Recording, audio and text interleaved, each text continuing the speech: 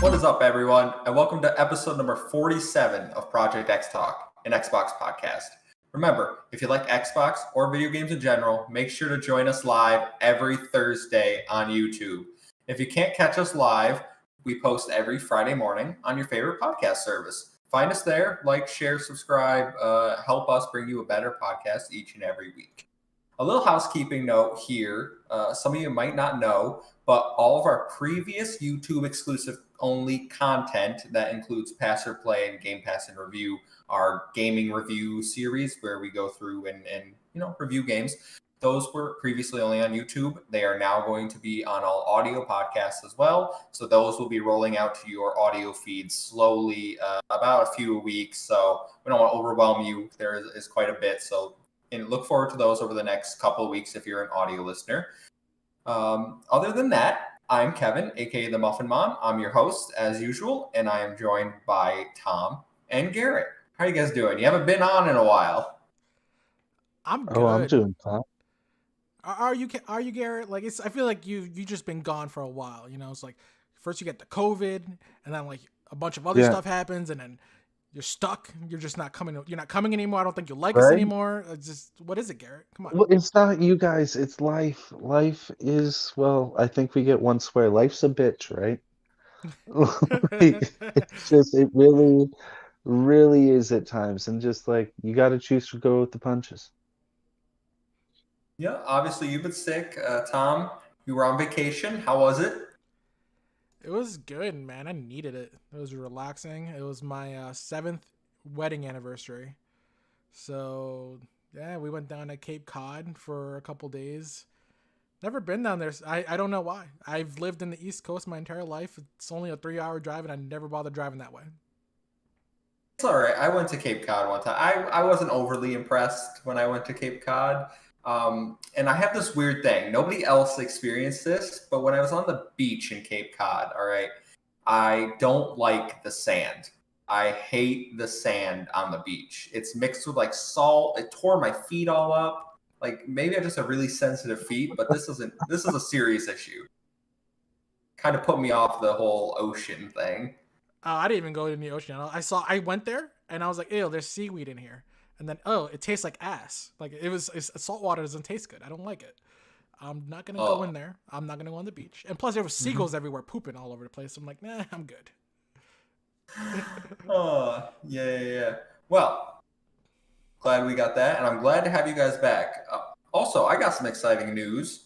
I purchased a new microphone today. So it'll be coming next podcast. I will sound much better.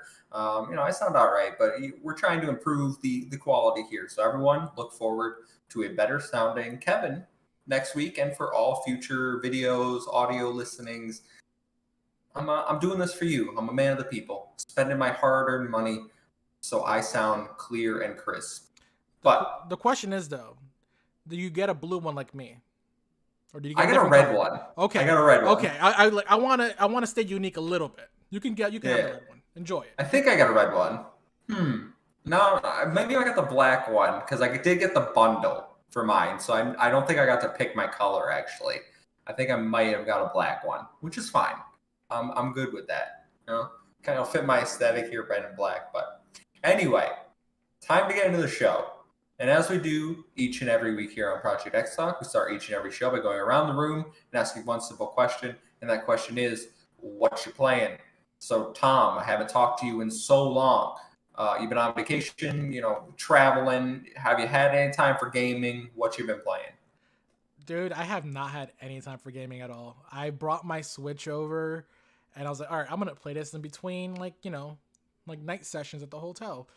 No, I never even bothered booting it up. I have not had really time to game at all. With that, going to the gym more often and a bunch of other stuff, I've just been extremely busy. I do have some time this week, luckily, and I do have a couple games lined up, and I can at least talk about those. I had the Craftopia that Garrett mentioned earlier in the chat, which he's probably going to talk about in a little bit. Looks interesting. I'm interested to try that one out a little bit more. I haven't played it like 6 months, so I want to see what updates they've done since I last played it on Steam. And also Final Fantasy 13 released again on Game Pass today. downloaded that. I loved Final Fantasy 13. I've Oh, never. you're one of those people. Yes, You're one of yes, those yes. people. So I never actually finished the trilogy, and I know they're supposed to be adding the entire trilogy, the 13 series. So I figured I never played it on Xbox. I have the trophies on the PlayStation. I was like, let me start again now, get through this, get some achievements, and just bang out the entire trilogy. It's a really good game. I don't know. I get why it had a lot of hate back in the day, but I feel like a lot of that hate for Final Fantasy 13 is way overblown, and it's still a good game. Play Final Fantasy 13. I'm okay skipping Final Fantasy 13 for the moment. Now, you did mention a game, and Garrett can weigh in here. I know we haven't got to him yet, but Craftopia. Garrett mentioned it. What the hell is this game? I looked up a gameplay trailer, and I was like, this is every video game mashed together. Exactly. It's what That's isn't exactly Craftopia? what it is. Yeah, like it's so I've only a few hours in, but like it's got building with like planks like Fortnite, where you build just like solid just diagonal pieces to build like your little base. Then it's got like running around and gathering different ores, not in the ground, but on top of the earth like Minecraft, but like pretty decent selection for the couple hours I've been in.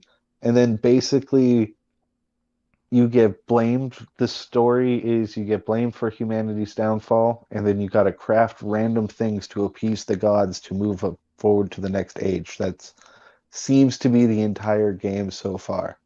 And then you go around from like procedurally generated map to procedurally generated map to obtain these resources, to build an altar, to appease the gods, to get more technology, to get farther.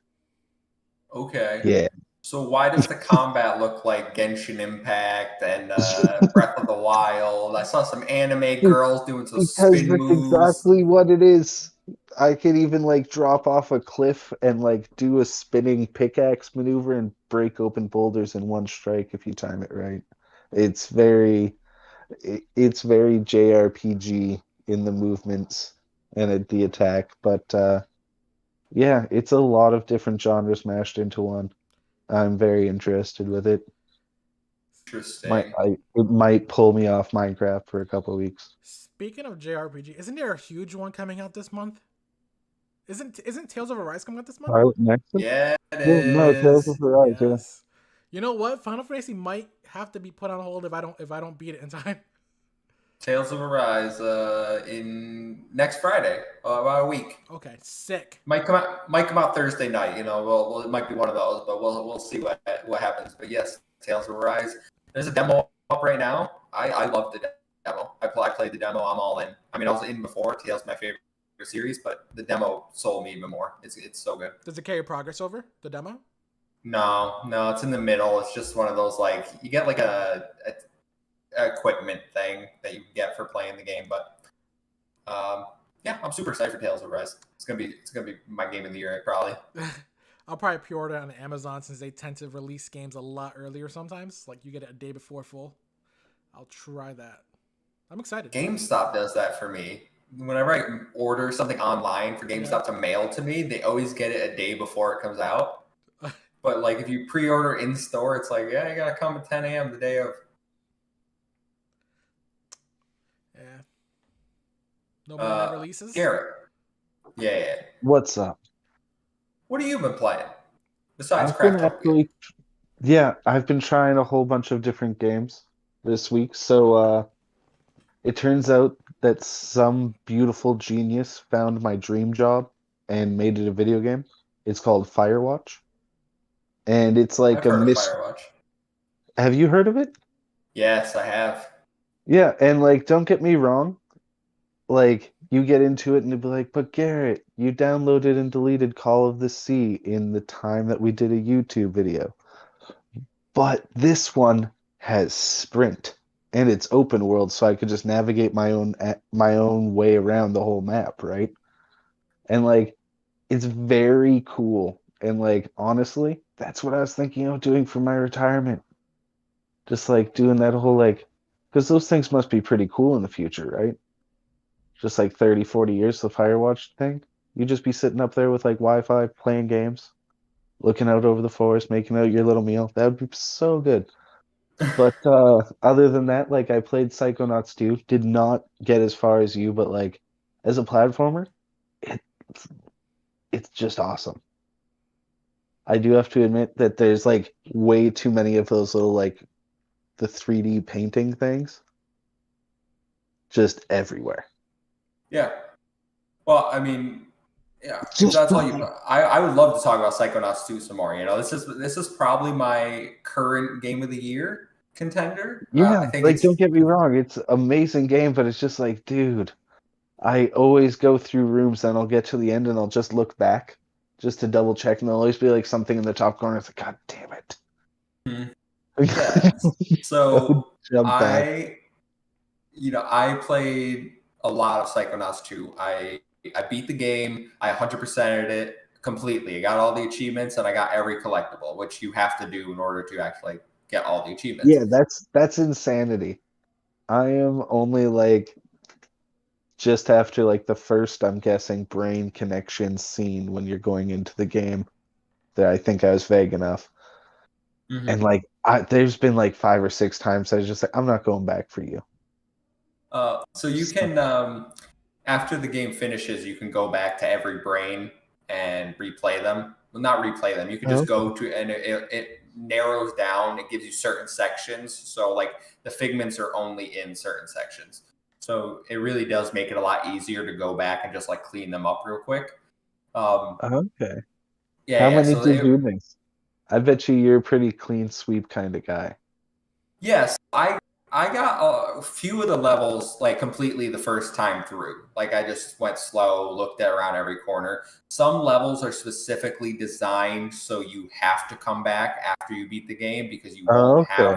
you won't have the power necessary in order to get the like memory vault or whatever you're trying to get. So you will have to come back for some of them. One level in particular, it locks. It's like a game show, and that's what I'll say. But the final prize of the game show, you win it, but you don't actually get to collect it. You have to wait until you beat the game to come back into that mine, and then it's there, and then you can do it. So that one is like automatically locked off until the end of the game. But Oh, okay. yeah, so I get you. Psychonauts 2 is fantastic. You know, I put up the review this week. If you haven't watched it, go check it out on our YouTube channel. That'll be on audio feeds in a few weeks, probably going at the rate we are. But I love this game. I think all the characters are super funny. I think the dialogue is great. They're well written. The story is fantastic. But those collectibles, like I love 3D platforming collectathons, and I said this in my video. There are too many goddamn collectibles in this game. When I say there are Yeah. probably 2,000 plus, like that is not an exaggeration. There That's are too many. That they're I wouldn't do that. everywhere. I wouldn't do that. Everywhere. Every hallway is like lightly sprinkled with things. And then you'll like go through and you'll think you'll get them all. Then you'll look back and then there's like some handbag crying on top of a freaking filing cabinet. yeah, It's yeah. like, oh. So for just the figment, like the figments alone can range the levels. There are certain levels that have like 20, and then I think the most I saw there are certain levels that have like 385 figments you have to get, which are just like the colored little outline things that you jump through and collect them. And then each level has 5 pieces of emotional baggage. Then they have 2 memory vaults. And I feel like there's something else I forget. Half a brains, which give you more health, and then there are nuggets of wisdom, which rank you up automatically. So all those things are in the levels that you go into people's mind, and then there's 4 hub worlds outside of the 13 like mines you go into, and all those have like 27 cards to collect. Um, Oh Things that'll God. rank you up. Yeah, there's so many collectibles, Garrett. Like you haven't seen nothing yet, man. Like what you're in the easy brain. That brain I did first, like Yeah. nailed it, got it, easy, moving on. Like once you get to the hub worlds and you're like, all right, I got to go all over. It's like a there's one section I was like, this is like inspired by God of War because there's like a canoe, you're going around a river. It's like this is God of Uh, War. That's Yeah. insanity. All right. Okay. Back to the show. Back to the show. I mean, this is the show. We're Psychonauts 2. Yeah. But listen, man, it's great. Like I never felt like it was bothersome to collect the things. And for the few that you can't find, just look them up. Like it literally takes Yeah. 5 seconds, and there's a quick travel once you get to the end of the game. Like you can just warp places, so it's not even a big deal. Okay. You just warp, go grab them, you're done, moving on. I mean, Psychonauts 2 like consumed my life, so I really haven't played much. Like I haven't played literally anything else. I mean, I beat it, and then I've just been jumping into the old games that I've been playing, like Smash Brothers, Guilty Gear. So really, nothing for me to report. Hopefully, soon I will have. I mean, I won't be able to talk about it because I'm working, working on some getting some codes for review. So probably won't be able to talk about those. But we'll see what happens. Mayday Bomber says, "Welcome to the Psychocast, the podcast all about Psychonauts." Man, I I hope could do it. I hope we don't have to wait 16 more years for Psychonauts 3. Like this should be a priority for Xbox. Make Psychonauts like a series, just like Ratchet and Clank. Yeah.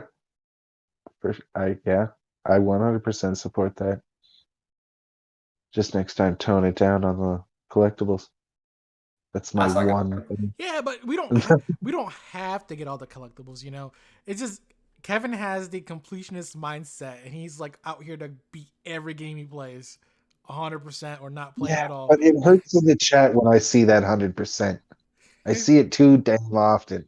It's a pretty easy 100%. Like it only took me like you beat the game and you get most of them. I think there's only 2 missable achievements which require you to do stuff in combat and then talk to someone before a certain point. So like other than that, it's really easy 100%. Like they go pretty quick. But Huh. yeah, no, I recommend it. You know, I got the grind in my soul. I did try out a few games this week that sucked. I tried out that library of Ruinia game, came to Game Pass. It's like a visual novel, and then it's like card battling. I don't really understand. There's way too many systems in that game, and it looked awful once you got into the battle. Like the visual novels were good. Everything else about the game sucks. Like it was a waste of my half an hour. And then I tried Drake Hollow. Have you guys ever heard of this game? Yeah, I think I played it. Yeah, it's like Grounded but worse. Is how I would describe it. No, it's not like I thought that rounded. was more of a It tower is like defense game, isn't it? Grounded. Or am I thinking of it Yeah. wrong? You build a base I- and then you defend it, but like everything else is ground. Like you go out, you chop down trees, you have to come, you craft stuff, you build your fort. Like it's like worse Grounded to me. So it's like what Fortnite was going to be. Kind of, yeah. Yeah, it's kind of like Save the World. That's what the PvE I think is called. But Very lame version, maybe. yeah, I mean it's a pretty empty world. It doesn't. I don't know. I played it for a little bit, and I'm not going to jump back in. That game's not worth my time. Is there anything else that you've been playing before we move on? Not that I could think of. All right. Well then, folks, it's time to check out the news and dive deep into the library for this week. And what books we got here? Story number 1 is one of our headlines. Fans are divided on 343's Battle Pass progression system for Halo Infinite. Last week brought a plethora of Halo news, which you guys were not here to talk about. I had to talk to Amon, who didn't give a shit about Halo, so wasn't really the feedback I was looking for. But last week brought a plethora of Halo news, including the release date, December 8th. But on Friday, we got a little more information regarding how Battle Pass progression will be laid out. Pulling from Brendan Lowry over at Windows Central, who summarizes the story, community manager John Junizik confirmed that progressing the Halo Infinite Battle Pass will be limited to completing daily and weekly challenges, at least at launch. Players won't be rewarded for completing and winning matches, although these could be requirements for some challenges. This has led to backlash because people are not happy with the fact that you can't just win, get kills, and then get progression to level up. So, Tom, I think you said you wanted to throw your hat in the ring here because you have some takes on this. What's your take? I feel like the complaints of this are a little overblown. Like, yes, you have to do challenges within the battle pass to progress. I get that not every game is as simple as just winning, and you get some experience, even though generally in most battle pass experience, besides like the daily challenges that you do or the weekly challenges, you do get some small amount of experience, but generally that small amount of experience isn't a lot anyways. So what this really does is, which is an argument that I haven't really seen, it's more, they do have what they say an infinite amount of challenges you can do, but generally you're gonna have a lot of these time gated ones, which are the ones that give you the big chunks of experience. But we don't know what these challenges are yet. These challenges could be as simple as, you got 10 kills, you got 20 kills, and it's constantly progressing upwards until like maybe you got 1,000 kills, so on and so forth. This is stuff you're gonna get regardless by playing the game. So yes, you're not getting experience just by winning necessarily, but that win might actually be one of the achievements or one of the challenges for the week. So I think it's overblown. I don't really care about it too much. I mean, I'm going to play the game. The battle pass is probably going to be fine. I mean, and I think Gary can attest to this one too. It's like Sea of Thieves, a lot of it, it's just a lot of their battle pass is pretty much the same. It's just you do the challenges to progress, even though, yeah, some of the medial tasks are there. You're not going to get experience unless you're doing the actual challenges. Garrett, what are your thoughts on the Halo Infinite Battle Pass situation we got brewing here? Oh, sorry. Just going to the back room. Did not hear the last 15 seconds. My bad. Oh, man. I was just hyping you up, man. I know. I'm sorry. It's all right. I'm just asking you what the battle pass for Halo Infinite. The battle pass? The progression Tom, system? The start of what he said was right. I agree. I listened up to the Sea of Thieves part. Okay, so I'll be 100% awesome. I think 100% with him, and I'm also pretty sure that in one of the videos they were saying that if somebody is bad with, let's say, sniper kills, you could throw those type of ones back into the stack. So I don't know what everyone's whining about, because I plan on just rethrowing it until there's the needler. I'm gonna play devil's advocate here. Then I think this is dumb. I think this will lead to people not trying to win matches and just trying to complete their challenges, which will be detrimental to the team. Like, if we have a challenge that says get 20 executions, you're going to have a bunch of assholes running around just trying to get execution kills and not trying to actually play the objective or win the game because got to rank up, got to get my battle pass progression. I think rewarding winning and kills is a much better system. And yes, those will be challenges, but once you do those, you still have all these other challenges. I think it should be a general progression system that the more you play, the more you progress. I don't think it should be tied to specific challenges that, in my opinion, are probably going to end up hurting some people's experiences. Well, they, like you said, or like Garrett said, you can just drop the challenges you don't like and just pick up the challenges you do. So if one really does say, get 25 executions, that's going to be a hard challenge anyways. Just might as well drop it and pick up a better one and move along. And it's not about me completing the challenge though. I'm worried about everyone else. He's worried about one of his teammates being have to get 25 stickies, so he's just worried about throwing grenades the whole round. Yeah, exactly. I mean, you get that now though. So if you played modern Call of Duties, there's ridiculous challenges on there, and people are still going for them, even though they don't have to necessarily go for them to get battle pass experience. They're gonna they're going to do these ridiculous challenges, and still screw their team over. So honestly, I don't think that's gonna change very much. The challenges are still going to impact the gameplay regardless, And that's just like the way these battle passes are kind of set up these days. This is why I hate battle passes. Worst thing in gaming. Don't at me. But they're not. They're awful. We're getting free cosmetics and free like maps because of this stuff. What's the alternative? Paying for DLCs and dividing. I would rather just pay for DLC and have it unlocked immediately. And dividing the community. Between what? The people that can afford to pay for it and the people that can't? Dude, all right, so have you... A little bit, yeah. Yeah, all right, so... That's exactly what it is. Yeah, so Halo 3, right? When Halo 3 first came out way back when, I don't like Halo 3. Okay, so... Well, the point is, that game had like, what, 3 map packs. 3 separate map packs. And if you didn't have every single one, you're not gonna find games. Or if you only had one of them, you're like even in a much more fragmented community, you're gonna be much more hard pressed to find games. Getting rid of that system completely and giving it to everyone all open, it was so much better. And the battle pass allows that. I mean, so did loot boxes, but loot boxes are even worse. Can we all? Yeah, I'm gonna have to give this to Tom.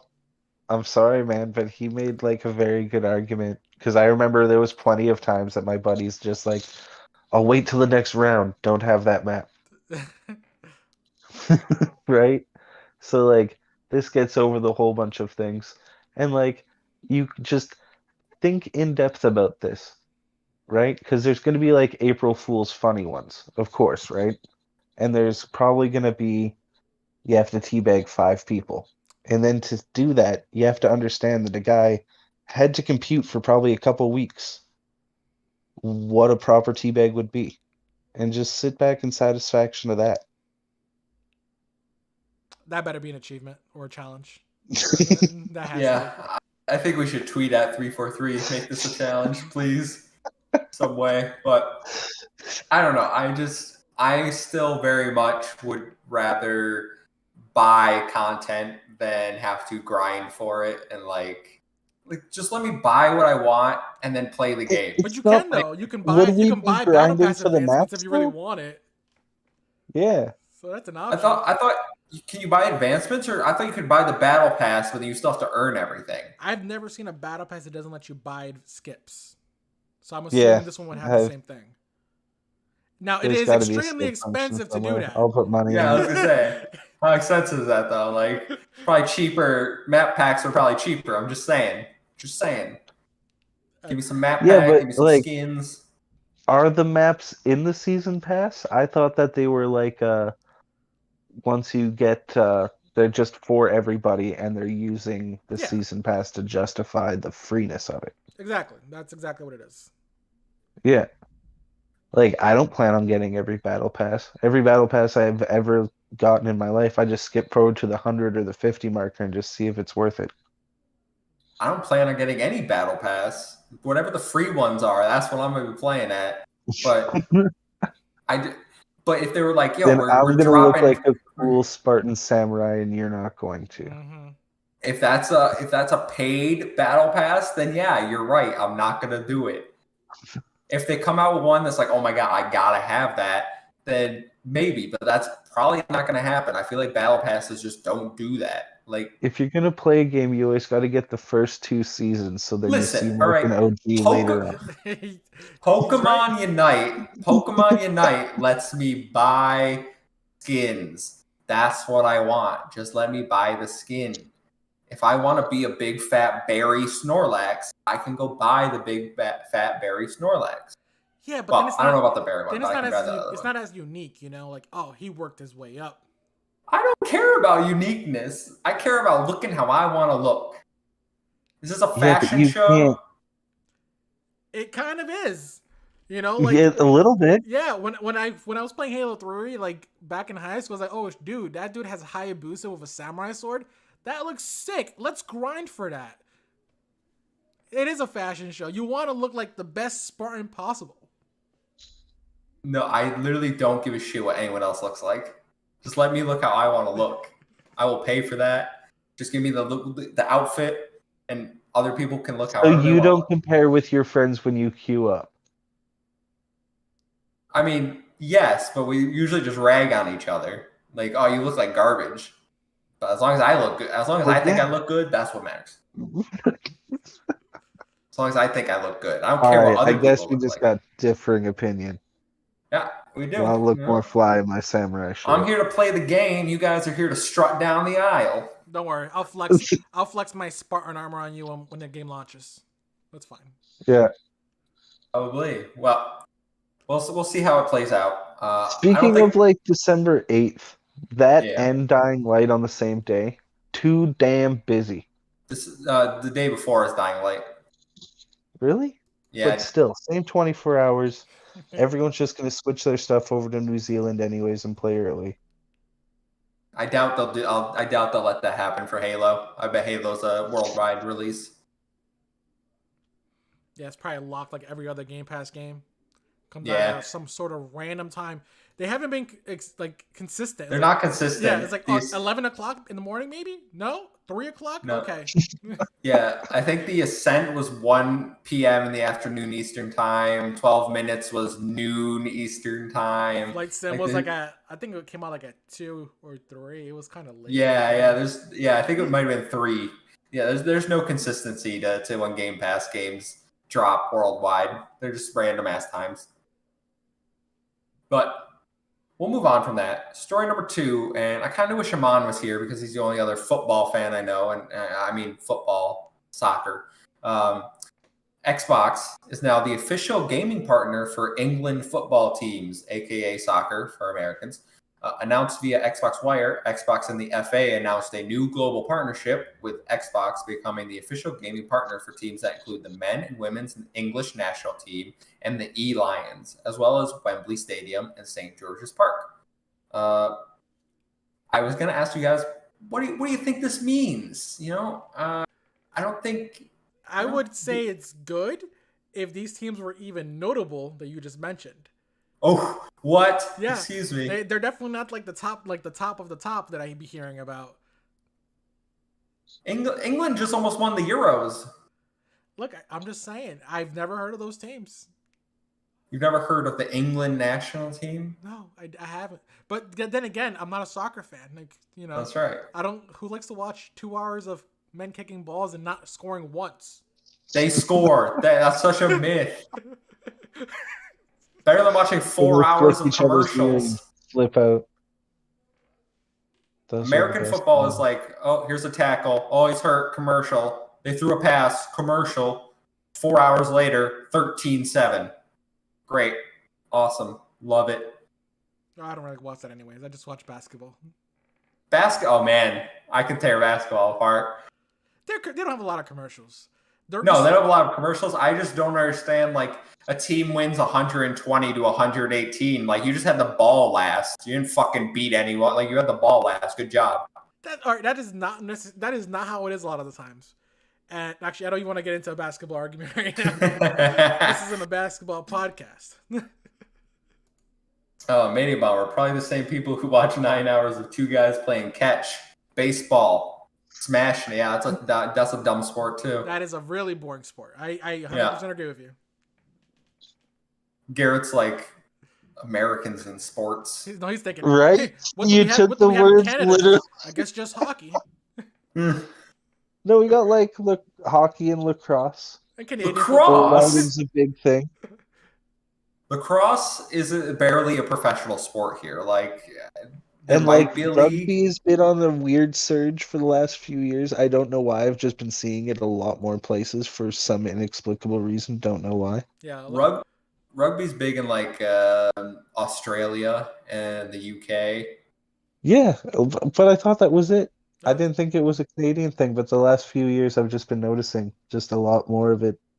Like, I think Edmonton or Calgary has like a rugby team now. There's cricket. Can't forget about like, cricket. They have a video game. You know what video game? This is completely off topic, but it keeps telling me Xbox that I should play handball. I've 16. seen that one. 2016, handball 2016. They're like based recommendations for you. I'm like, do they have a 2021 version? Maybe Yeah, I don't get it. It's definitely because handball is like, soccer with your hands, I think. But this is just a marketing deal, guys. Like, I put it in here because Xbox news, but it's literally just a marketing deal. I'm pretty sure Rare and Playground Games are having a exhibition match at St. George's Park. Like the So, developers. yeah, the developers they're playing a game against each other. I guess it's a yearly thing. I want to watch it. They better stream that. That'd be cool. My Forza guys better win. No, they're making Fable now, but Rare has Banjo, so I'm a little torn between who I got to root for there. I'm gonna go Banjo. I want to see. I want to see. Yeah. Some of their games antics in. Like Playground will have like some very like nice cars on the sideline. Oh yeah. Rare will just be obsessed with stealing the ball and throwing it into the stand somewhere. See it it up. All right. Well, that's a marketing deal. Good luck to Rare. That's who I'm rooting for. Story number 3, guys. We have an Xbox Game Pass update.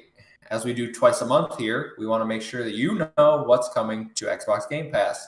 With the most recent update, we have, starting today, you can play Craftopia.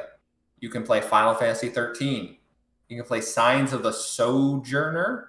You can play Surgeon Simulator 2, which I hear is broken.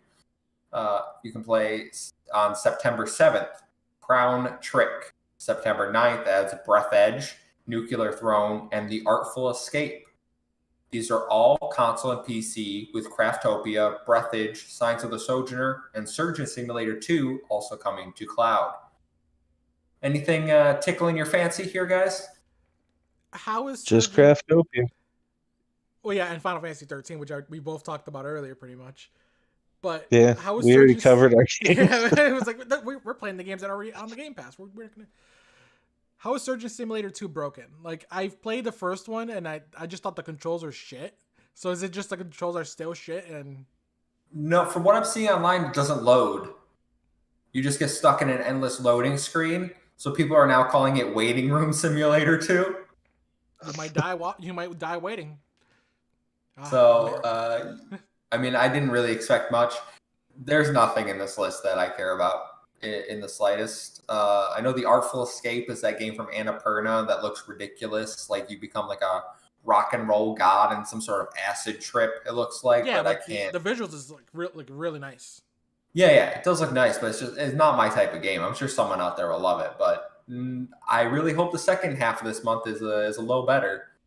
I do like that they end, I would say that, like, Tales of Arise still has a chance to drop because they stop at September 9th. But, like, if we're being realistic, it has no chance. Like, we're going to get an update, like, September 16th or whatever with the other games. What's the big game this month? For Xbox? Yeah, like, there was that whole marketing thing, like, 6 months, 6 big games. What the hell's coming this month? Is there something I'm missing, like something obvious that's coming in September? Riders Republic, maybe? That's a Ubisoft game. Yeah. I don't think that's gonna happen. I don't think that's it either. Like, that seems like a really bad marketing ploy then, if you're gonna say 6 months, 6 big games. Well, I do remember them putting like 2 in October or something, like Back for Blood, and then I think something else. Like they were kind of stretching with that marketing campaign. Yeah, like October, November, December is gonna be busy and hectic as all hell. Not gonna lie, there's a lot of new games coming out then. Yeah, but jeez. All right, well, if someone wants to look up what the September game was, I'm gonna move on to story number 4 because I don't know what the hell is the September game. I'm starting to think Aaron Greenberg lied to us. Arkwing is saying Age of Empires 4. Maybe that could have Age of Empires. That could be. They were trying to make that a very big thing. That's certainly possible. Arkwing. That does come out this I'm month. not gonna lie. I was very excited for that until I saw like the heroes having like those big aura effect circles on them. I was like, But they're doing did like you the Warcraft say? 3 thing. But did you see the Trebuchet in-depth dive? All right. No, I did not. You didn't miss anything. Let me tell you. Literally, Gamescom for the Xbox last week. We talked about it last week, but I'm gonna go back to it. Was literally a 15-minute in-depth history lesson about the Trebuchet. They like went on location, had someone from the Age of Empires team like fire one. I was like, this isn't even a game footage. You're just literally I'm watching the History Channel. Yeah, It they was a really waste of got to time. get back on track with their game shows or their But would have been great if they had the Halo stuff there, but they saved it for Jeff Keighley, which was cool, you know. But this showcase was pointless. We don't need to retread old ground. Story number 4, guys. China has continued its crackdown on video games. This isn't specifically Xbox related, but it does affect people that play Xbox in China. So I'm pulling for Brendan Go over at Reuters. China will forbid under 18-year-olds from playing video games more than 3 hours per week. The change has been made in order to, quote, pull the plug on a growing addiction to what has been described as, quote, spiritual opium. Minors can now play for 1 hour a day between 8 p.m. and 9 p.m. on Friday, Saturday, and Sunday. They get an additional hour on public holidays. An unnamed spokesperson for the Chinese government said, quote, protecting the physical and mental health of minors is related to people's vital interests. Gaming companies are only allowed to provide services to minors in any form during these specific hours and must ensure they have real name verification systems in place. For those of you that don't know, in China, in order to play online, you have to put in an ID card with an ID number that corresponds to your name. There were already harsh restrictions on gaming that many circumvent by putting in their parents' ID card because they have no restrictions. Around 62.5% of Chinese minors play video games online, so the effects of this change are widespread. Tom, you brought this up, so I'm gonna send this over to you.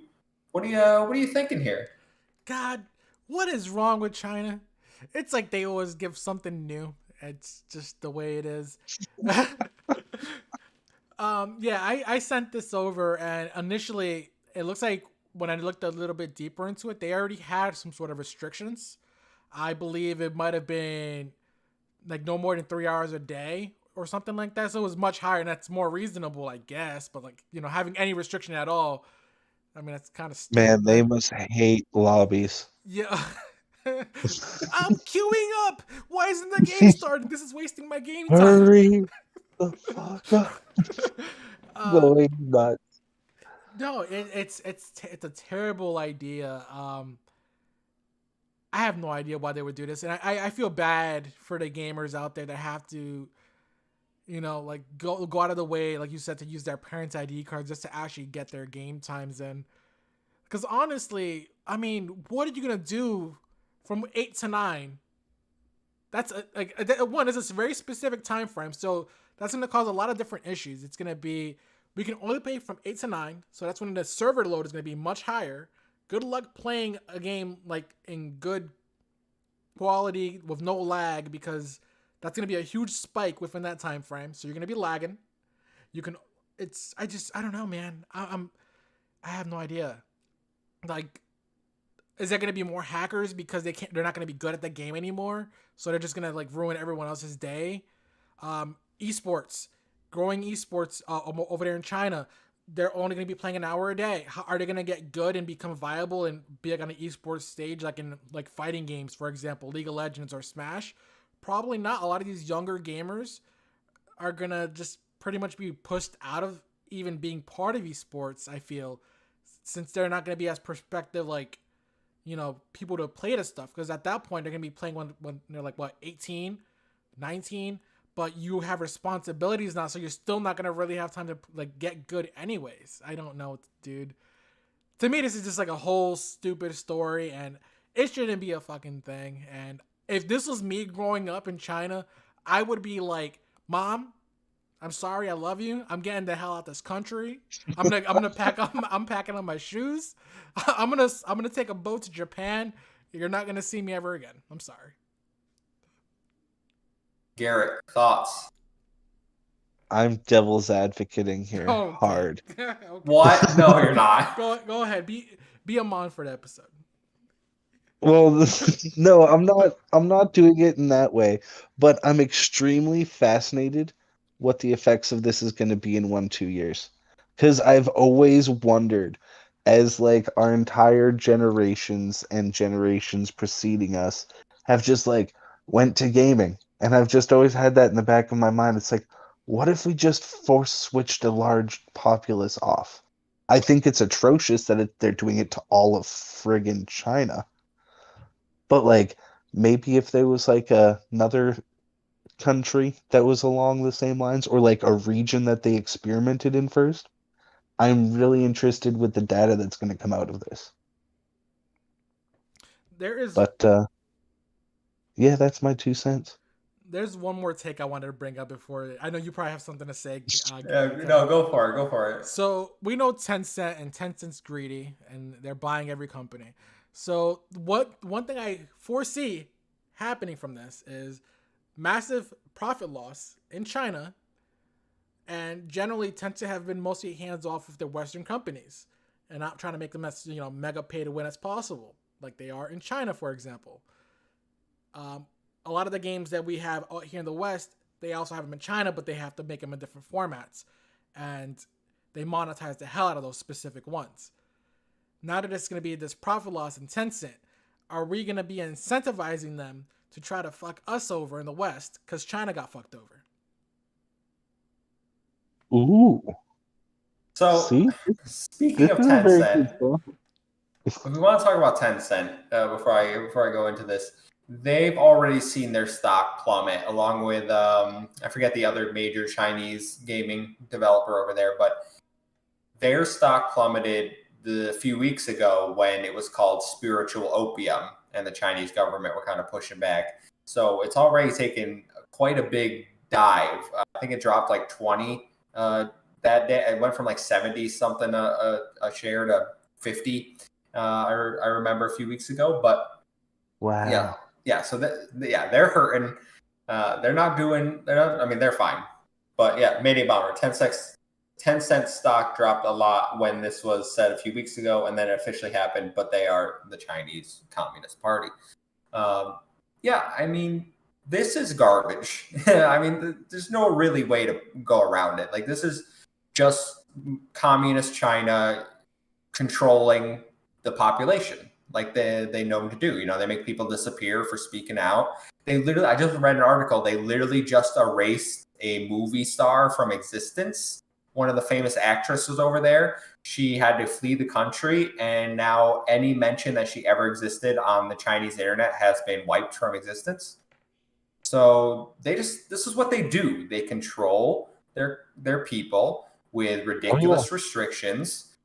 And this is just another example. They say it's to make the youth focus on like education and stuff, but it's at a certain point, like, you're not living. The only thing you do over there is they want you to live for the Chinese government. And, I'm sure China, from an outside perspective, it looks awful. Like, I could not imagine living there. I would never want to live there. I've heard people say it's not nearly as bad as we think it is. But the simple fact is, you see these policies coming out, and it's scary. Like, I have no idea what I would do if I was a child growing up in China. Like, taking away my game, like an hour a day, you can barely do anything, let alone, like, it's not even worth it to own a gaming console if I can play It'd an be a hour. Skyrim quest. What'd you say? It would be a Skyrim quest. You'd be able to like get down to Whiterun. That's it. So, like, it's nonsense. I can't believe that this is actually happening, especially from a perspective where they're like, this is to curb addiction to gaming. There is no recognized addiction to video games as they're stating. Gambling is an addiction. As far as I know, the DSM-5, which is the diagnosis manual for mental disorders, does not have a specific video game addiction section.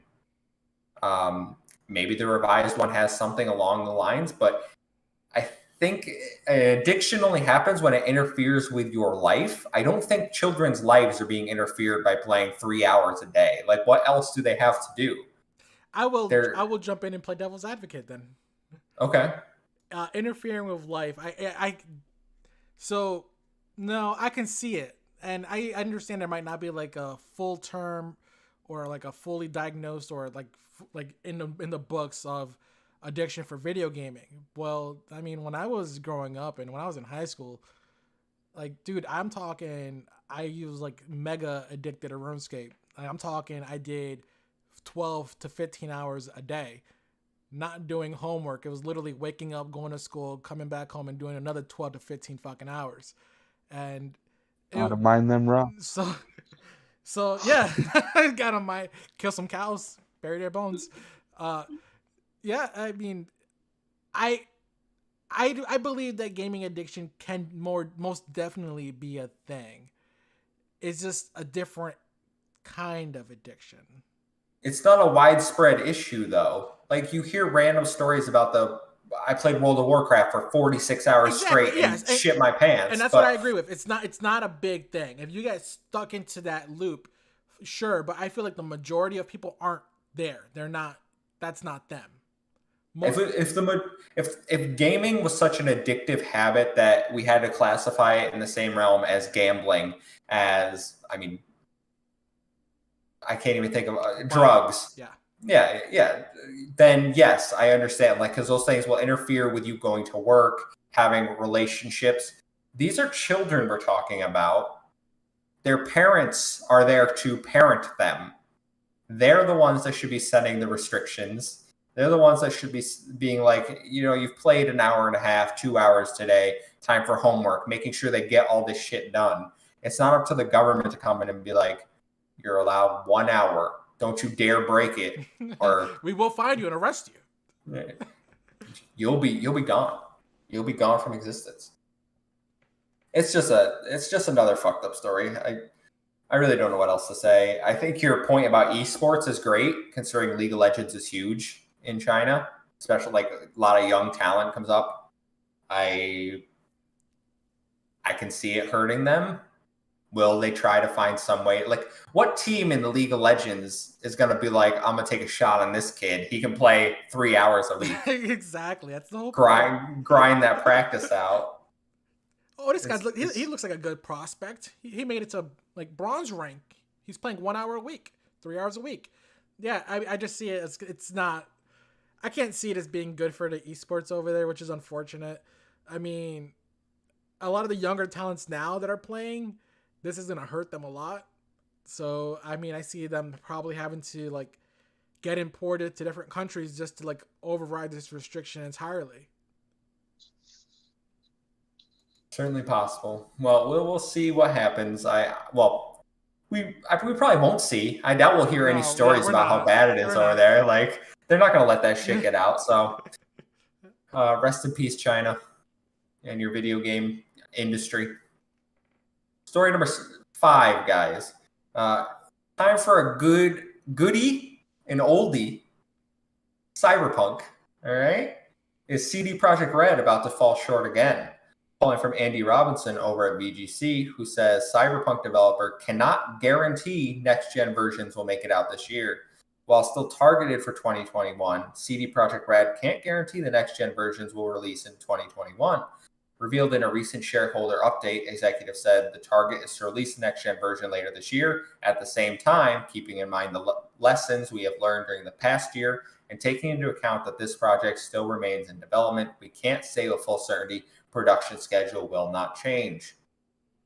So people have been waiting for the next gen versions of Cyberpunk to jump in. These are the promised versions that are going to fix everything, that it's going to play well.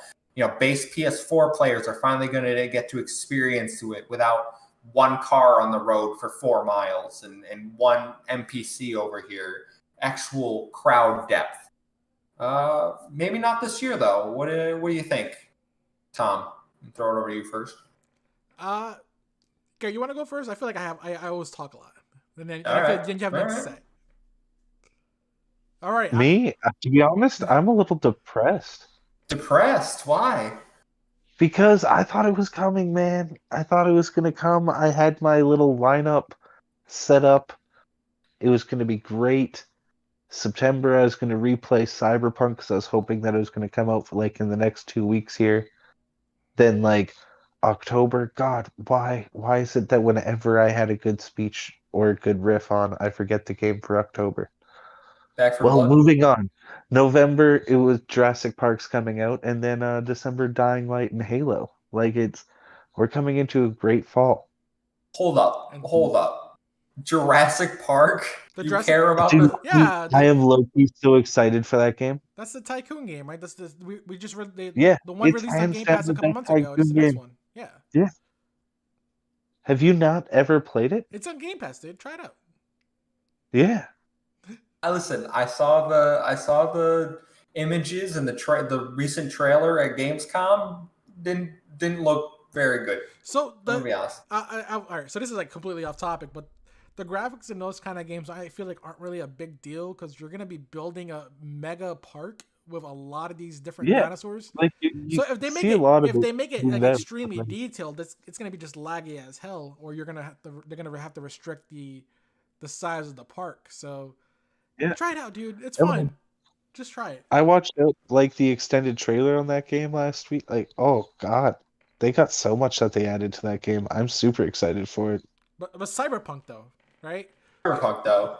Uh, Yeah, yeah. So back to story, and then so I had it pre-downloaded because I was like anticipating that they were gonna announce it like releasing now sort of thing. And then I saw that and I just sort of uninstalled it and it's like to be honest, I'm done with this game, I think. Like just like fuck off. Sorry, my bad, swear. But yeah, I'm beyond done with Cyberpunk. Their next DLCs better be really, really cool. it's never coming, But Garrett. That's the thing. I've given up hope with Cyberpunk 2077. Like it's such a good idea though. it Like is. It is. It's a really great. Like I love like I love Cyberpunk universes. I love Blade Runner. I love like Altered Carbon. I love that like that entire like look of like and look and feel of like movies and games and cinema, everything. They really fucked up with this one so bad because it's like the best. Like this is literally. This should have printed out money for them. Should have. I mean, it did. They made tons of money. But then yeah, they it went made back the other way afterwards. So yeah. God, the accountant probably quit that day. It was like, yeah, no, I'm out. wait, how many 'Cause- refunds did you say? Wait, we're just gonna give So- all of it back? Okay. It was funny because Cyberpunk was on sale at Best Buy the other like 2 weeks was ago like for $10. $10. Like they were just What? have Cyberpunk for free. They're just shipping it out, and I was like, should I get this game That's a for good deal. $10? That's a good deal. I didn't do it because I was like, ultimately, I was like, I don't really care about Cyberpunk. Like, I don't like the aesthetic. I don't know if I would The even aesthetic, like the the game. story, the world, if it wasn't for the immersion breaking glitches, it is an amazing game. Hands down. Cyberpunk aesthetic doesn't do anything for me though. That's like I'm the complete opposite of what Tom says. Like all those things, I don't like the look of those at all. Oh man. I don't care about like Dude. Blade Runner. And, Yeah, no, dude. not That's me. my thing. Like neon lights and everything. Like our freaking background has this rotating neon light because that's like I love neon. So it's like, oh, this is perfect for me. But no, it's unfortunate about Cyberpunk 2077. Like, I hope that the next gen update comes out this year. I've been meaning to play it. I just can't. Like, I have the Xbox One version, and I just don't like playing it in performance mode because it only runs like at 900p resolution or some really low resolution. And I don't want to play it in the high resolution mode because it just looks so jittery when you play it in the 30 FPS. So I've been banking on this coming out so I can actually beat the game. And I don't know, man. I don't know what CD Projekt Red is doing. Like, we're supposed to get this. We're also supposed to get Witcher 3 next gen at some point this year. Like, I honestly doubt that either of them are going to happen because they've been radio silent. They haven't really been communicating with their audience anymore. And yeah, I don't think CD Projekt Red's going to be looking good anytime soon in the future. If this releases, I'm still not going to respect them as a company, but, it's just the way it is. I think at this point, the only way you get me to play this game is if it's on Game Pass, and like, there's nothing else to play. I can see Microsoft just putting it on Game Pass. You guys lost how much money? You want to make a little bit of money? Give you 100K Game Pass. Guaranteed, and they won't refund it because it's Game Pass. Yeah, they can't complain. They literally can't do it. Anything else on Cyberpunk before we move on to our last story? I'm good. All right. Story number 6. We have more information about Marvel Midnight Suns. The Firaxis developed tactical RPG currently scheduled for March 2022 has its gameplay reveal yesterday and gave us a better look at what the game actually is. As previously stated, you play as the Hunter, a brand new, fully customizable superhero, and will have a team of 12 playable heroes from across the Marvel Universe at launch. I want to stress that. They said at launch. Combat is turn-based and will utilize a card system. You can use the environment and team combos to affect battle. When not in battle, you walk around a hub world as the Hunter and interact with the other superheroes, building those relationships by going on activities. Doing so will unlock better powers, other areas, costumes, etc. Each character has unlockable costumes that provide different effects in battle. I'm going to go first on this one. I've seen a lot of discourse about this game's reveal. You know, people being like, "Oh, card systems. Oh, this looks like a mobile game." Yeah, this is my front runner for like game of the year next year right now. Like, this is my most anticipated title. Like, forget Starfield. All right, fuck you, Bethesda. Give me Firaxis. Give me this game. I'm all in on this title. I cannot wait to make my Hunter. I cannot wait to hang out with Iron Man, hang out with Doctor Strange, go meet superheroes I'm less familiar with, like magic. Oh my god, like the combat looks great for a tactical. I am a fan of card-based RPGs. I have been since Phantasy Star Online Episode 3. That was all card-based. Mega Man Battle Network games, you had chips in there. I don't know if anybody's played those, but you basically made a little deck of chips, and those are what you used in battle. So I'm all for a card-based system. The graphics, not great, but I don't really care. Like, I'm fucking in on this game. I cannot wait to build relationships and do combat. And oh my god, this is exactly what I wanted. All right. I'm open. I'm open for discourse. Let me hear it. No, I agree with you, dude. Yeah. So, dude, Really? Yes, dude. I was gonna say the same thing. I was gonna be like, "Holy shit, Kev! This is the first time that me and you actually like are excited for a game together that most people are not." Yeah. Wow. Yeah, I love card battler games. Like, Yeah.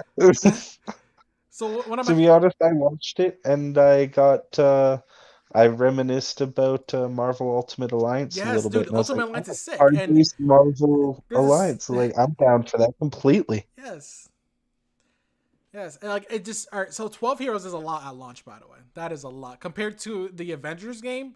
This is a lot to Yeah, play but it's around not with. Marvel Ultimate Alliance. What did you say? Ultimate Alliance 3 is way more than 12. Like, every Ultimate Alliance game has way more than 12. Like, you've They got crazy. like 30. Yeah. And Yeah, DLC heroes. Yeah. yeah. Which I don't know if they're going to add DLC characters into this. It would make a lot of sense to me to support it after launch, add in DLC superheroes to like change the story, give you more things like replayability. Like, oh, I haven't played this game in a while. They added 6 new heroes. Let me go do another run, have them on my team, build relationships with them, see how different it is. Like, Fire Emblem Three Houses is one of my favorite games on the Switch, probably the best Switch game in my opinion. I'm down for running around and like building relationships. I'll go fucking meditate with Doctor Strange. I'll go on a walk with Iron Man. This just sounds great. You're Oh, yeah. sleeping. You're sleeping on the best hero, Blade. We have not had a Blade. He's the blacksmith. Blade's the blacksmith. You take your shit and he upgrades your abilities. Still, he's in a freaking game. He's finally getting acknowledged, dude. This is fucking Blade. The last time we seen Blade in a video game was Blade 2 on the PS2 and the original Xbox, which was one of my favorite games of all time, and that movie was also pretty good. The third one. Oh, I love the Blade movies. I love all the Blade movies. I don't even care. Even the third one, yeah, that one was trash. nobody remembers that like he's one of the original like Marvel movies. Yeah, He could have showed he up in he's Civil War. so while the He could kids have given us some while the fight sitting kids there. were out here, praising Black Panther as being like the first black superhero, and they were hype about it. Yeah, I no, was thinking to myself, Blade. you guys didn't grow up when I grew up, because I saw Blade. Man, he killed vampires, bro. Yeah, he Ryan started Reynolds was all in of it. Blade. Yeah, he was. He Yeah. was. Yeah. Blade's awesome. I love Blade. Blade's in Ultimate Alliance 2. You can get him from a Crane game. That's correct. Yep. Made Bomber is correct on that one. No, I'm hyped. They're making a new Blade movie, so like it's perfect. Maybe they're trying to get Blade. Yeah, Marvel announced a new Blade movie. Oh Yeah, shit. I'm really excited for that. Oh man, I have to watch the trailer. Is there a trailer or just an No, announcement? there's no trailer. Just the teaser announcement, like it comes yes. across the screen. Yeah. Ooh, who will they cast as Blade? Just bring back Wesley Snipes. I don't even care. Let's get him back in there. Let's get him to voice this character too. The Firaxis, hit him up. He needs some tax money, but no. Wow, I did not expect you guys to agree with me. This is crazy. Even you, Garrett, you're surprised the hell out of me. Yeah, no, once I saw that, I was like, I hope Deadpool's a downloadable character, so then you could get like Blade, Doctor Strange, Ghost Rider, and Deadpool all on the same team. I would just be in heaven.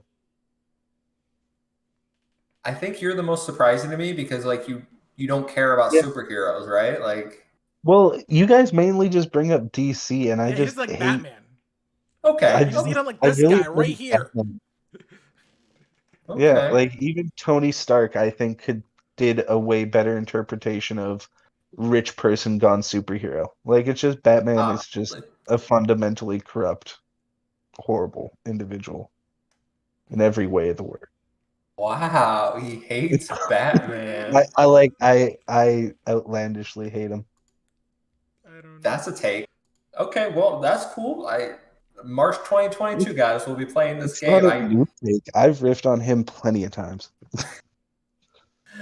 I just thought you hated superheroes. It's good to know it's dialed in on DC and Batman specifically, because Marvel's my jam. Amon, I think Amon is more DC. I think that's why we always bring up DC is because Amon won't shut up about it. He's like, Ben Affleck's the best Batman. No, he fucking isn't. He's the worst Batman. That's a fact. Did he actually say that? Yeah, I'm pretty sure he tweeted that the other day. I think he tweeted at Luke Lore. Shout out Luke, friend of the show. But I'm pretty sure he said Ben Affleck was the best Batman the other day. Amon, stop being controversial for like. Come on, you don't agree with that. I'm gonna link you this part of the video. Ben Affleck is not the best Batman. He's by far even the top 3. What? He's not. No, sorry. He's the worst Batman. He's the worst. I wouldn't put him in the top 3. Yeah, he's in the bottom 3. Yeah, I would put Batnips Batman up on top of him. Oh hell yeah!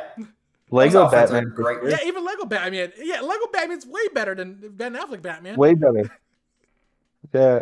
Guys, to be fair, Amon is like what 13. Like he's probably only known Ben Affleck. Okay, moving on. This is what you get for not showing up. All right, guys, we done ragging on our co-host yet, or what? Oh yeah, I'm good. No hard feelings, Amon. No. Okay, well, that's all the news we got this week. But as we do every week here, most weeks, I don't know about every week, most weeks here, we like to end the show with a fun topic segment. Little break from the gaming news, kind of more opinionated pieces that let you get to know our tastes. So this week, fun topic is top 5 hidden gems releasing in 2021. So these are the games that we think are flying under the radar that are coming out this year. Tom, this was your topic, so I'm going to ask you to go with your number 1 first. I want to know what game we should be looking out for and why. Okay, so this game came out 2 days ago. So it is called Monster Harvest. And I believe I brought this one up before a couple episodes back. So think Pokemon and Stardew Valley and like let them have a baby together. And out comes Monster Harvest.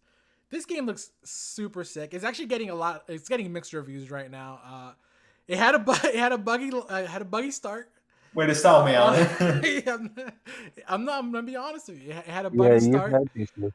Apparently, the day one patches did fix a lot of the issues, but there's still issues with this game.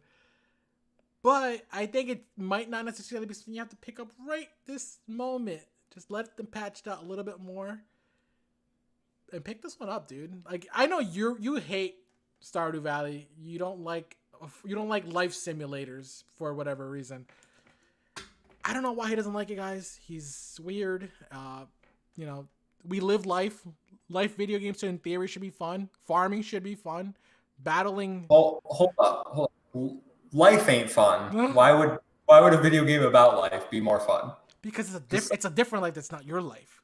I don't have fun in my life. I'm on this. I'm gonna go play Second Life. Yeah. I can fly in that game. Second Life. I remember that. That life's got a difficulty modifier. Okay, Monster Harvest. Yeah, I remember you bringing that up. But yeah, it looks fun. It has a lot of different neat mechanics in it. The monsters bring a lot of different things to the farming as well. So depending on the kind of monster you have out, they might help out with the farming. You might be able to fully grow something. You will actually grow the monsters themselves as well. It's just a neat game. And, you know, it's on Switch. It's on PC. If you have any interest in Pokemon and Stardew Valley and you like both of those genres, I feel like this is going to be a game that you would like. Okay. Decent number one pick. Garrett, what's your number one? What game should we be looking out for? Well, just before that, I was compiling my list and I had 2 honorable mentions actually. Okay. All right. Go ahead. I was going to say Hot Wheels Unleashed just because they had the coolest, wackiest racing tracks.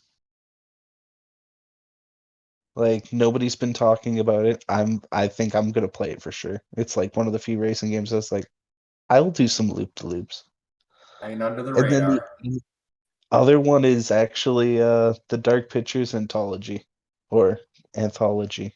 I forget how to say that word right. I've just been enjoying like when I get home from work, like a couple beers and like a story-based game. Little action to do, just like plot points that you get to pick out. So like it's coming out all as a collection, so like I'm pretty excited for that. But Hold my up. number So have you played all the Dark Pictures games so far? No, I haven't played any of them. I'm waiting for the collection. Oh, okay. Because the new one's releasing in what House of Ashes, and then are Yeah. they doing? They're doing a bundle with all of them so far. Yeah, they're doing like there's a 3 or 4 thing bundle. Oh, I was interesting. like, oh, that could be good. Because I played Until Dawn, which isn't part of the anthology, but it's made by the same people, and I played Man of Medan, which I thought was decent. And I'm just waiting for Little Hope and House of Ashes to come to Game Pass because eventually they'll be on Game Pass. But I like those games; like they're kind of fun, you know, seeing what happens. Yeah, no, like I've just been enjoying it, and like it's something that like everyone in the house can do, right? Because everyone in the house can vote on the choice. Yeah. So you get they have the pass the controller mode. yeah, pull out a 6-pack, play a story-based game. It's a good night. I thought I made the best decisions when I first played the first one, and I got my character killed, and I didn't know I got them killed until the very end, and yeah, it just this whole big thing. Fun game for sure. Fun series. I guess I would consider that one a hidden gem. It's not the most popular games. It's yeah. I agree. It's honorable mention. So what's your number one? Well, I'm going from least to greatest. So Okay, yeah. So Crusader Kings 3 coming to Xbox. And that's simply because my one friend has forced me to be interested in that game because he'll randomly his Xbox broke, but he's got a PC, so he's been playing a lot of Crusader Kings.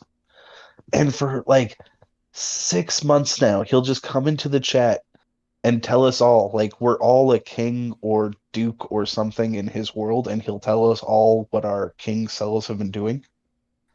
And it's just, I have to play the game. I have to. I think it's interesting, all the things that he's been doing with his people and how he's been taking over land. It's very fascinating. I want to play that one too. It's got like 92 on Metacritic or something, the PC Right? version. I'm just hoping the And controls like it's are a good. multi-generational thing. So like, yeah. Yeah, me and Aman and I talked about it last week. It's not a direct port. Like they rebuilt the control scheme specifically for Xbox. So like hopefully it plays well. Hopefully. I'm really excited for it. But yeah, what's your number five or number one? Whichever you want to go first. Sure. Mine is a game releasing next week. It's called Fist Forged in Shadow Torch. Never heard of it. So this is an indie game from Communist China. Thank you, Communist China. Um, Taking my $26, putting it to good use. But Fist Forged in Shadow Torch. It was at the State of Play that Sony did a few months now, probably, where they just basically showed indie games. This is from a Chinese developer. You play as a rabbit with some like giant mechanical arm, and it's a 2D side-scrolling Metroidvania, and it has like arcade combat, so you can like hit people up in the air and just juggle them and kick their ass.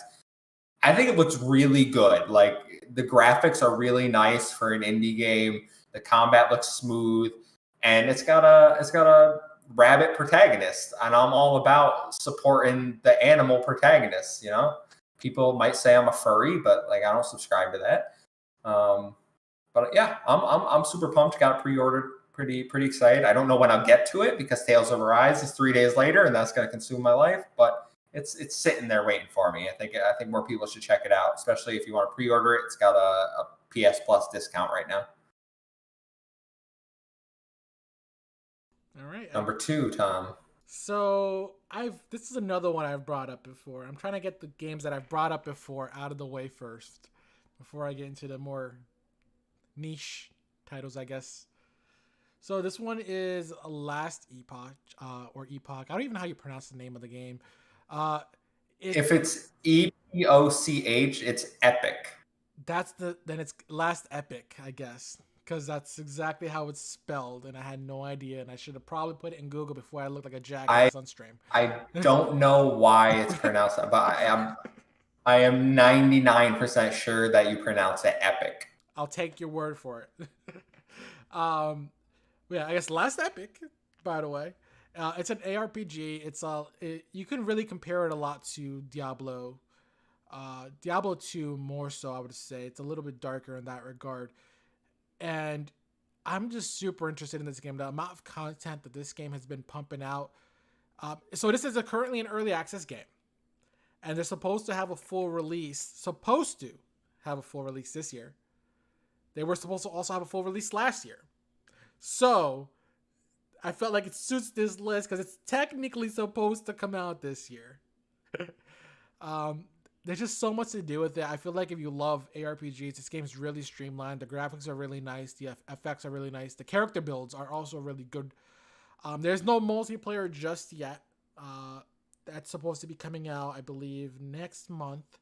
They just had one huge expansion come out this week, yesterday, I think, called the Sands of Times, which adds a new endgame dungeon. There's just so much to this game, and I feel like I'm the only person that really loves ARPGs here. I'm super excited for Diablo 2 Resurrected to come out in a couple weeks. Like, dude, these are my kind of games. I love these. I love games that can just grind, pick up loot, and get super strong and just kill everything in my path. Those are the best games ever. I mean, it sounds up my alley. I like Diablo. Like I'm super. Yeah. Yeah. Is it on Xbox? It's PC only. PC only. PC All only. right. Probably won't play it then, unfortunately. Garrett, number two. Lost in Random, and this Oh, is good actually shout. a game that I thought you would be interested in. So it seems to me like it's a platformer, but like every fight sequence you have like this dice that you roll, and it's like a random thing for what ability you have for that dice for that scene. So it looks very interesting. I like the aesthetic for it. It's like a halfway to Nightmare Before Christmas look to it, It's a so I was great, really great. interested Yeah. in that. Yeah, but yeah, nice simple little thing. It's funny you bring that one up because I tried to get us a review code for it. Oh, damn it! And they're not doing review codes. They only did preview codes, is what they told me. What's the difference? It's like a demo I don't know. The previews already came out, so I guess I asked too late. I don't know. I didn't want to preview though, because preview was just like watching someone else play it. I wanted coverage for our channel, like a review I still would code. have been down for that. Yeah, I would have. Listen, man, I would have put it in the chat. And you would have had dibs, but unfortunately, they don't have any for us. But that's a good shout. My number 2 is Clive and Wrench. This is a what? Clive and Wrench? Clive and Wrench. Is that supposed to be like a Ratchet and Clank ripoff? It is hardcore a Ratchet and Clank ripoff. I just knew the name. Yeah, of course. So on Sunday there was a little 3D platformer showcase full of indie games from Hub World. I'm probably the only person that heard of this, watched it. But Clive and Wrench was a standout for me. So it's a 3D platformer. It's coming to Switch. It's about a rabbit named Clive. Funny that both my 2 picks have been rabbits so far. And Wrench, his monkey that hangs on his back. Okay. It's a 3D platformer where you bend time and space, and it has all the tropes. Using Wrench as like a helicopter to extend your jump. This game looks so much fun. Clank does that. Yeah, it looks so much fun. Like I'm in. I've reached out to them to see if we can. I don't know if I can say who we reached out to, but I would love to cover this game. I don't care if it's on Switch. It's on PC too, I think. And maybe it'll come to Xbox eventually. But I'm all for it. I'm all for the rabbit platformers right now. What show was this from, you said? Hub World. I'm gonna have to look it up because it's. Yeah, there were multiple Sonic Adventure 2 battle ripoffs. Like, I was very surprised to see back-to-back 2 games that basically just Sonic the Hedgehog. Okay. Yeah, but no, there's some good stuff in there. Tom, we're over to you for number 3. Did Garrett go? Yeah, he did. Yeah, he just went. What was my next one? All right, so it's called. All right, so this one here actually. Oh no, I changed it. Never mind. It's called Rogue Lords. So have you guys ever played Darkest Dungeon or heard of Darkest Dungeon? Yes. Okay. So Rogue Lords is pretty much Darkest Dungeon, but in it you literally play as the devil. And everything that you do, and then there's multiple choices. All right, so this is a roguelike, first of all. So, just like Darkest Dungeon is also a roguelike. So the combat system is turn-based. I love the aesthetics in the game. It's like dark and everything looks like vampire themed. But it plays a lot like Darkest Dungeon. You collect a party, you move on through the dungeons or through the areas, build relationships and that such. And it just looks like so much fun, dude. Like, I love being able to manage teams, and when my character dies, I lose them forever. For me, that's like a true roguelike. I guess then I don't know the definition. I think I was arguing about this the other day. Like, what the hell is the difference of a roguelike and roguelike? This I would consider a roguelike. You're losing. My friends and I had this exact argument the other day. Yeah, you're losing. My character's gonna die, and I'm losing him for good. He's gone. If you're interested in that kind of stuff, I mean, turn-based combat's fun, but managing your team is fun. And I don't think it's going to be like a super stressful experience. Like, I feel like Darkest Dungeon was a little bit more stressful, where your characters could literally go insane. Like, if they're in a dark, or they might have bad team management together. Like, one guy might like make the other guy mad for whatever reason if they're in the same team. I might kill him. So I don't think you have to worry about that here. So it's a little bit more lax. It's only on PC. I think it's actually only an Epic Game Store exclusive as well. So there's that. I don't like roguelites or lights or rogues. Garrett, number 3, please. I haven't talked about it here before, but Void Train. I'm really excited for that. It's supposed to be out this year. But yeah, it's I'm the crafting guy in the group. I think that much has been made apparent over the years, but or the Years. year. Wow. Over the years. Sorry, How long have we been doing I'm this? What getting episode are we on? I just like looked at it and like I gotta be at work in like 8 out or like 6 hours. I'm like, oh, okay, this is gonna be tiring. But yeah, Void Train. Okay, you go through like these weird little voids and collect little like your materials, your iron and ore and whatnot off of these little like meteors, and you fight these interdimensional sharks. And then you get to this space station or not space station, interdimensional station, I should say, and you have to fight space Nazis off before you could work on your train. You could upgrade it more, and so you could get like a foundry and like better guns and whatnot. But you do that and explore like little interdimensional relics and things, and uncover the story about the train. It sounds like this one game I heard of with like the dwarves in space. Oh, Deep Deep Rock Rock Galactic. Galactic. Yeah, I feel like because you like Great game. Yeah, you like that might it might be a good game then. I like yeah. Yeah. Yeah, Interesting. I'll wait for your glowing yeah, recommendation when it comes out. yeah. All I'll right. give you one too. Number 3 for me, Demon Turf. This is another 3D platformer being published by Platonic Friends and developed by, I think his name is Fabraz. Basically, you play as the devil's daughter, and you're 2D, like you're like a Paper Mario, but the environments are 3D. So you can like turn into like a bat and fly, and like it has all these. It's just a very unique looking game. I don't know if it's doing anything like revolutionary in 3D platforming, but I think it looks really interesting, and I'm excited to play it.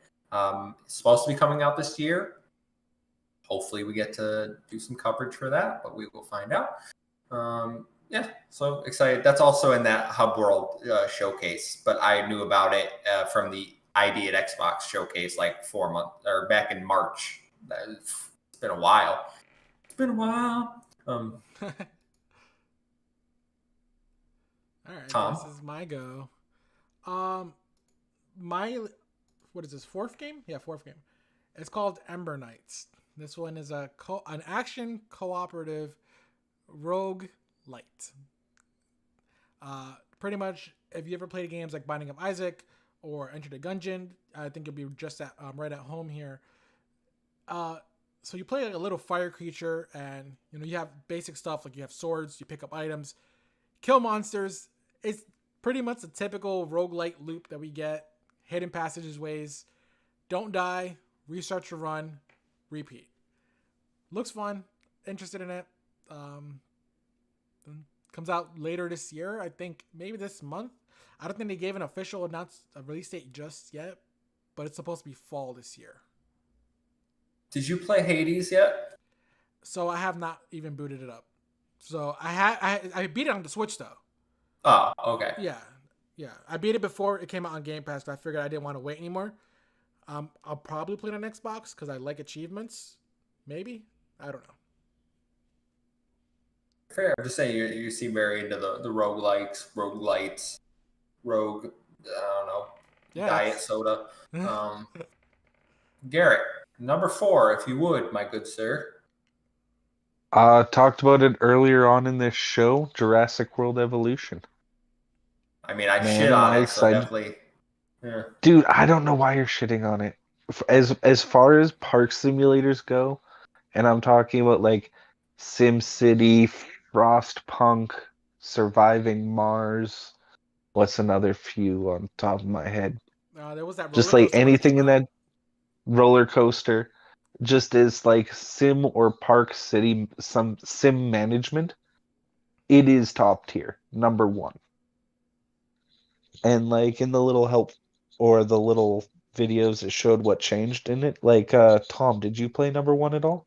I did. I got pretty far in it. Like I was working on like getting different genomes for like the T-Rexes and stuff, but I never So got a like perfect I one. don't want to talk about too much about stuff that it changed, but one thing that I thought that was just the coolest little thing is your Jeeps, how you'd always have to go and dispatch them on jobs. Yeah.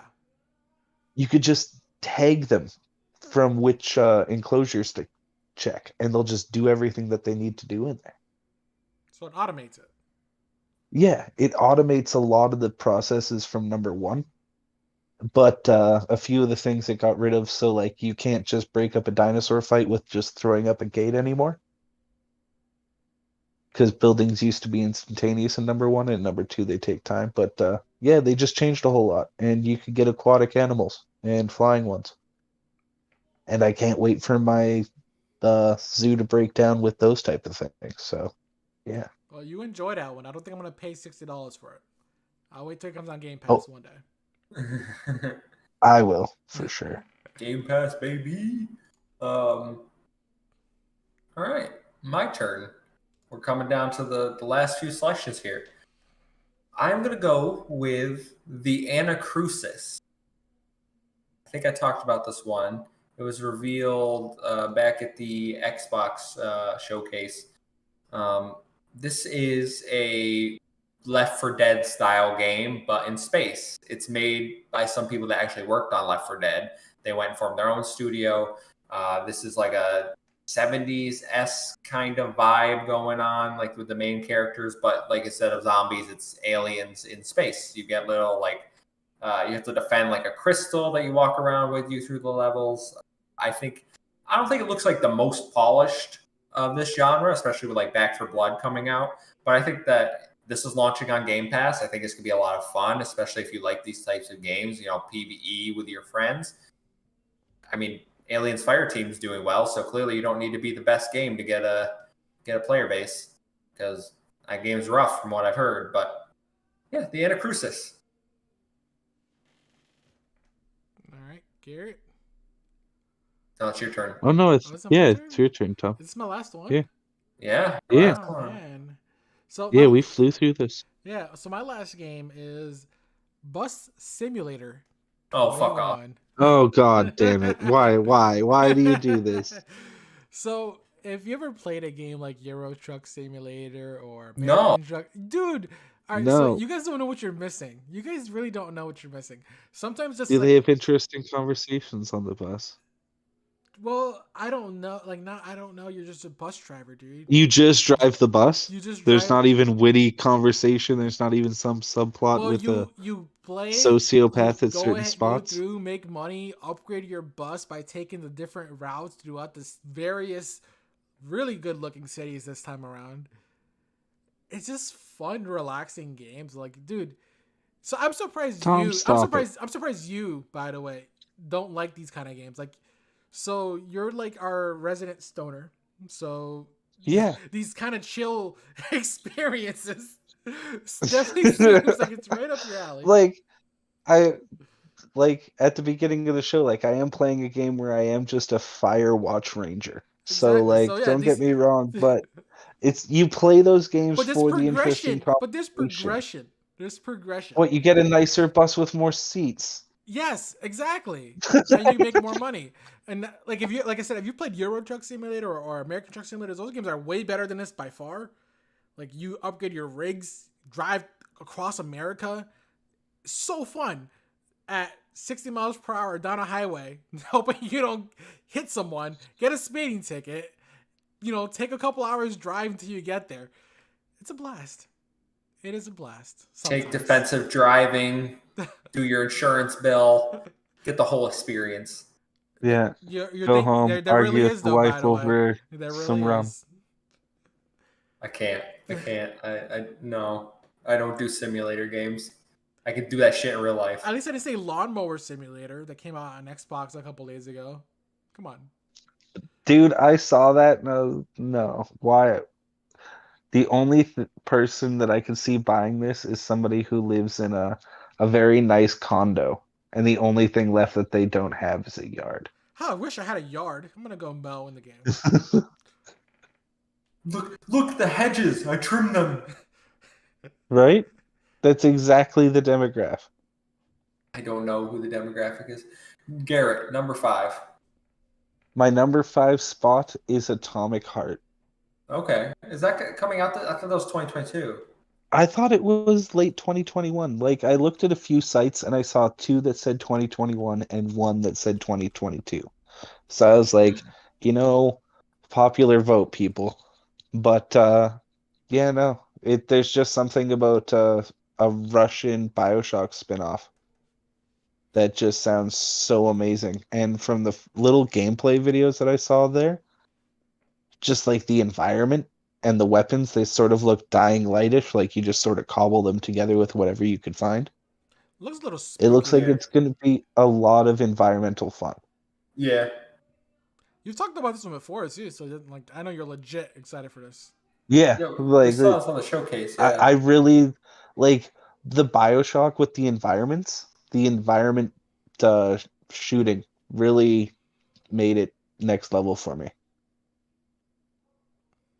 And I heard that there's plenty of that, so I'm all Yeah, it had a good waiting. showing at the showcase. So I think there's a lot of people hyped for this, but certainly I don't hear it talked about in like the mainstream conversation. So good pick. Well, no, because like the idea of it's like a big game coming out of Russia. What other games other than like no, PUBG didn't come out of Russia, that's just a location. But Yeah. like Yeah. it's sort of like a new frontier that people are still like they're not sure if they should be like too excited for the Russian game. I'll check Yeah. it out when it comes out. Watch a review at least. I think it's on Game Pass. I think it's launched on Game Pass. I'll still watch a review before I download it. Yeah. All right, good picks so far. I honestly expected to side more with Tom, but like I feel like Garrett has had picks that appeal more to me. Tom, It was the bus simulator, man. He really threw it. the bus Like simulator and all those you gave me roguelites. this So one. I wanted to throw really niche games that I know I would play. Like if you guys should check out my actual Steam library, by the way. The stuff that I have on there, you'll be like, he really enjoys this kind of stuff? Yes, I do. Knife sharpening Oh, you're simulator. one of those weirdos. All right. Well, I'll go last. Then we can wrap this show up. And I had 2 choices here, but I'm gonna go with my heart on this one. My honorable mention would be the Gunk, which I don't know if it's like hidden gem because it has had some publicity, but Yeah, like it's had a lot of publicity. I was thinking of putting that on the list because it looks really nifty. yeah, I think it looks great. But, The other one, I don't know if it's hidden because it did have like a meme reaction, but I'm super hyped for this game, and hopefully we can do some coverage on it. That's all I'm gonna say. Nickelodeon All Star Brawl. Have you guys seen this? Is this like I Smash just Brothers, saw or- that the other day. Isn't there a Cartoon Network game like that too? Yeah, there might be a Cartoon Network game, but this one is a Smash Brothers clone with Nickelodeon characters. It's got like Invader Zim. It's got the Teenage Mutant Ninja Turtles. It's got Cat Dog? Yes, it has Cat Dog. I want it. Oh, I want what? the game. It has Korra and Aang from Avatar. It has Reptar. Okay. Yes. And then SpongeBob, Patrick, Sandy, the usual suspects. But this game, the reason I'm looking forward to it is it's made by the people that made Slap City, which is another Smash Brothers clone. But this game has like wave dashing. It has Smash Brothers mechanics in it. So like you can tell that the people that made this game are like, I just want to make Melee, but with like Nintendo or Nickelodeon characters. It looks so much fun, and like I said, I hope we can do some coverage for it. Fingers crossed. If everything goes, maybe we can get something going on here. I mean, but it sounds like you'll buy I'm it anyways. super excited. I probably will buy it anyway. I don't think it's $60. I've been seeing it for $50. Maybe it's a little cheaper than that, but yeah, I can't wait. Apparently, it's coming out next month. That's what the reported leaked release date is, but we don't have an official confirmation. It is this year though. They still have some more characters to announce, but I'm pretty excited. I think it'll be a fun time. always up for more platform fighters. Listen, as long as it has rollback netcode too, so it's got a better online system than Super Smash Brothers. Good. I hate I could not stand trying to learn Smash. Their online infrastructure was just freaking atrocious, and it made me not want to play it. And I don't want to go to locals because of COVID. And yeah, I got top 8 at the Smash local, and I haven't been since because then the Delta variant was like, I'm like, I don't really know if I should be shoved in the room. I need my booster shot. I'm overdue like a month ago, and they're not even available yet. So it's a whole thing. I even find myself wearing a mask again. I haven't worn a mask. Yeah, I've been wearing one. I haven't worn it in months. I was like, all right, yeah. More people are doing it. I guess I'm gonna throw mine on too. I guess. Yeah, I've been wearing mine for like a month now at the gym. Oh no, at the gym I don't wear it. No, that's not. Oh, I wear. Yeah, I have to breathe. I don't breathe. I persevere, but I think this has a lot of potential to be fun, and we'll see what happens with it. But that's our picks. That was good picks, good games to look out for. I think certainly some I didn't think that Garrett was going to be interested in. He surprised me. Tom, as usual, pulling from I don't know where that. I assume you have some sort of Steam wish list with the most random, obscure games that you're pulling I swear from. he's bipolar, and we just haven't seen this other side yet. Dude, I wish Xbox had more games like this. I would play them. Like I play a lot of obscure games, and I have to go on PC for them. So. All right. Well, we look forward to hearing more about your obscure games next week. But that's all we have for this week. Thank you, everyone. If you've made it this far, please leave what games you're looking forward to down in the comment section below. Tom, where can they find you? You guys can find me on Twitter at AlpacaTom. On Xbox, you can look me up. I'm way too greasy. I play Rocket League. We can jump and play car soccer together. Also have YouTube, Broken Control. One day, maybe soon, maybe never. But last time Kevin was insistent I bring it up, so I brought it up this time. Spread the word. Garrett, where can they find you? Well, I'm all sorts of simple. I'm just Wayward G on Xbox or Twitter. That's Simple it. Man. Simple man. And I am the Muffin Mon. That's a 1 instead of an I and an O instead of an A. All one word. That's my Twitter. That's my gamer tag. It's the Muffin Mon on PlayStation. If you want to hit me up. I'm trying to get some Sackboy trophies. I'm close to the platinum, but I got to get those stupid multiplayer ones. So if you're not a child that is 13 and you cannot die to get me these multiplayer trophies, that would be great. But if you can't, don't add me. Other than that, we will see you next week. Ruthless. Thank you for stopping by. Like, share, subscribe, and join us live every week. We'll see you next week. Goodbye. Bye.